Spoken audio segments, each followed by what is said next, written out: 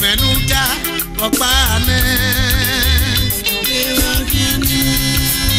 Ununa yari ama Omagia doloi Emenuta Opane na Muta abogida Mamiego Susinune Give Opane Muta Opa Mamiego Peke waru Emenuta Opane na Ununa yari ama Omagia doloi Emenuta Opane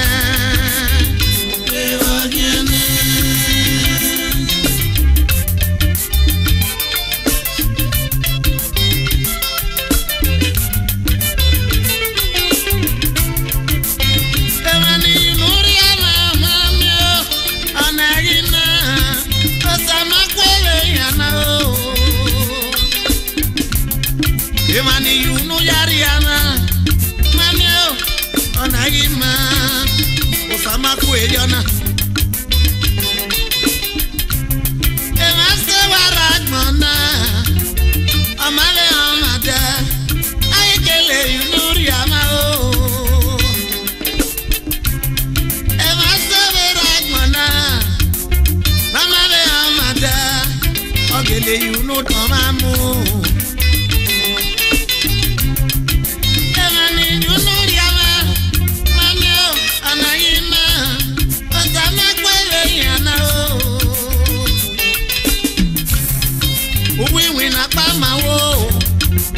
Nuevo Meria no juega más Uweke pani mato Nuevo Meria no juega más Sama fue Oma no juego más Toga gamane Irio satae Oma no juego Meria Oga karia Irio satae Ya na ya wikemi Ni mieni me yazere Megege siwa Ya na ya wikemi Ni mielado yazere Megege siwa Ofiabani yesu wao Nori okoyo wa Akona yuri ae Awewa na miye betu na mure Wana mfukete na mure Ogwo pane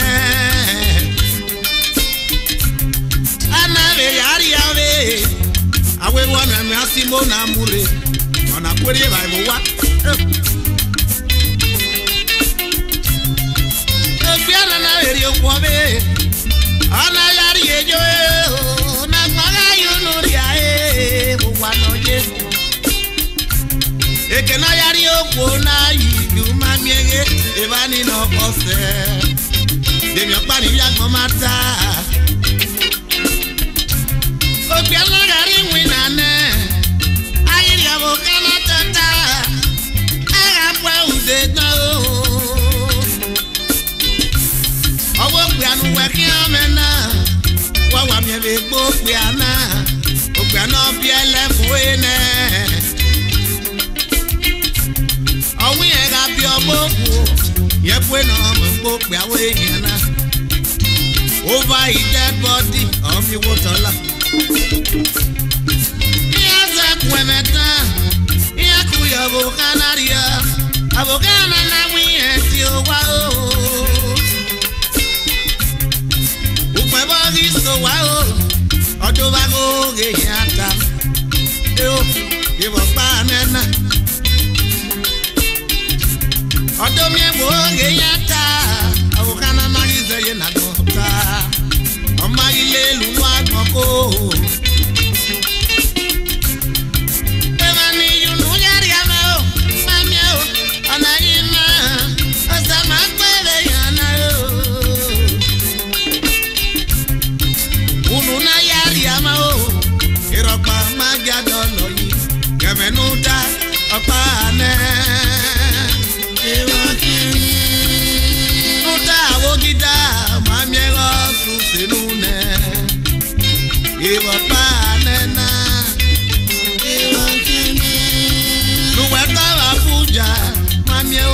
ose kununu amene o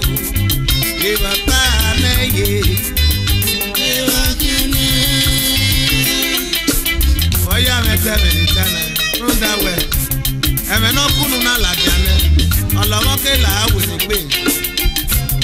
otu apa wa aroveri ona tie wa MD your music director mi ago potuni iya ye gire ana tie your music director we are doing ni buwena e ya fwe dene oma igi afi were na atia old music director runda we oka ya mwini na ni anu age ame nwanu unu na yari ama o oma ge adolo yi emenuta apa neye ewangine nuta Abuja mamiega se Kaduna ne